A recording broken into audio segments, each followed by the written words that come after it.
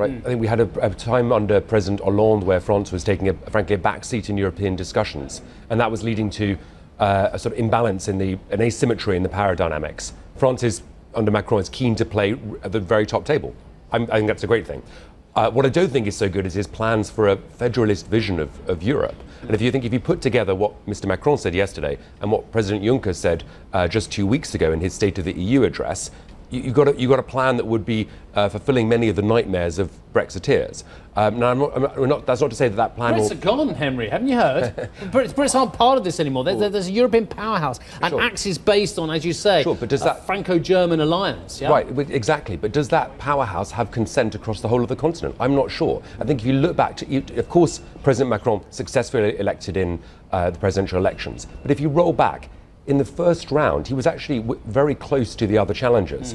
And I think it was maybe less than 5% between him and the two anti-Euro candidates. So we could have seen a completely different path. And I think he's pushing ahead with a bold plans for domestic reform, and those should be saluted. But on his European plans, I'm not so certain. Henry, the Europhiles amongst us here think that Europe is a halfway house, the EU is a halfway house, the ECB is a halfway house in many ways. We need to push forward or roll back as well. I totally understand why he wants to do this, to create something which does have meaningful fiscal integration, meaningful integration at a banking level as well, and perhaps even at a political level. And you may well be right. This is first of all, it's a legitimate position to hold, but also it may be the only way that the structural problems within the Eurozone can really be resolved. But is there that democratic consent across the whole of the Union? I'm not sure. Yeah. And I think I accept that this is happening despite Britain, and Britain will not be a part of this. Of course, that's not to say that it won't influence our future enormously, and also that I slightly suspect that some of this wouldn't have been happening if there hadn't been a Brexit vote,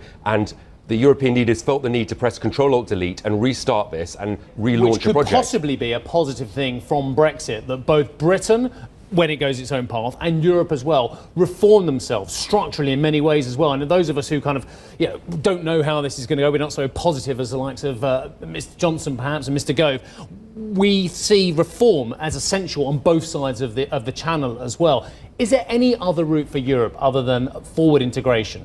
I think there is. I think a more multi-speed approach would be very sensible. And I think actually we've had a disappointing election result in Germany in lots of ways for many different people. But in some respects, Germany has been seen for a long time by many of the Europhiles you just described as the sort of saviour of Europe, the hope.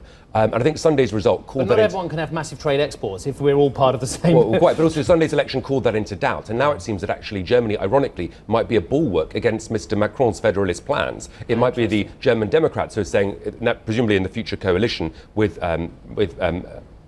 Merkel, they might be the ones saying, look, actually, no, this is too much. We don't have the consent for this. We need to be careful about the rise of the far right and indeed the far left. And absolutely, look, I don't want any extremism, full stop. None of us do. None of us centrists do anyway. But what we do think is that populism is a good thing in many ways if you take out the extremism. Populism, I Googled it. I just checked on the dictionary. It is the will of the ordinary people. There is nothing wrong with the will of the ordinary people in creating change as well. But it is transparent that populism equals extremism as well. Is that your interpretation of what's going on in Europe? Populism equals extremism? Well, I think there's a danger that any anti-European narrative is conflated as a sort of extremist narrative, which is one danger. But also that if you look at the way that the press is reacting in some cases to the German elections, they're falling into the trap that Cameron did with UKIP, calling these people nutcases, Fruit Loops and kooky, rather than accepting that people have legitimate concerns.